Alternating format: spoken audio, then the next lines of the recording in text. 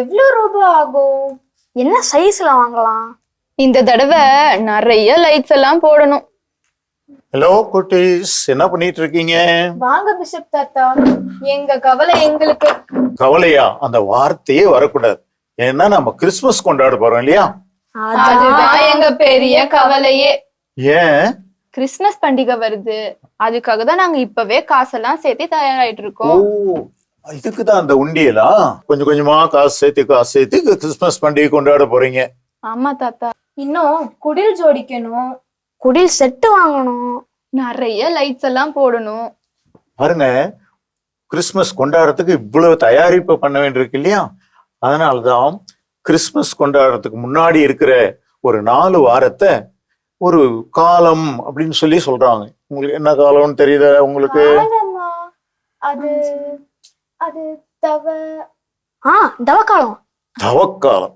தவக்காலம் இயேசுனுடைய இறப்பு உயிர்ப்பு அதெல்லாம் வர்றது தவக்காலம். இயேசு பிறக்கிறதுக்கு முன்னாடி அதே மாதிரி ஒரு காலம் உண்டு. என்ன காலம்? எங்களுக்கு தெரிஞ்சதெல்லாம் தவக்காலம் தான் தாத்தா. அதுலதான் சிலுவை பாதைக்கெல்லாம் போவோம். கிறிஸ்து பிறப்புக்கு முன்னால் வர்ற 4 வாரங்களை திருவருகை காலம் அப்படின்னு சொல்றாங்க. ஓ, திருவருகை காலமா? அத பத்தி எங்களுக்கு கொஞ்சம் சொல்லுங்க தாத்தா. அதாவது இயேசு பிறக்கிறதுக்கு முன்னாடி 4 வாரங்கள் திருவருகை காலம் சொல்லி நம்முடைய திருச்சபை சொல்றாங்க.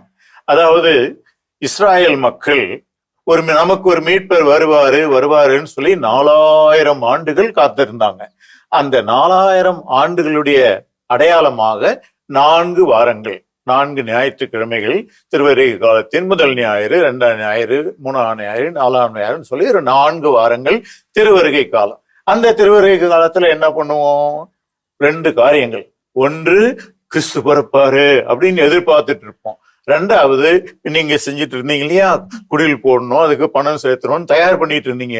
அதே போல கிறிஸ்து பிறப்பதற்கு நாம் நம்முடைய உள்ளங்கள், நம்முடைய இல்லங்கள், நம்ம ஒருத்தர் தயார் பண்ணணும். என்ன திருவருகை காலம்?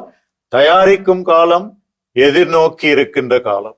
ஓ, அதனாலதான் பூசொடுப்பு கூட ஒரே கலர்ல போடுறாங்களா? ஆமா, திருவருகை காலத்துக்கும் தவக்காலத்துக்கும் ஒரே கலர்ல தான் பூசொடுப்பு போடுறாங்க.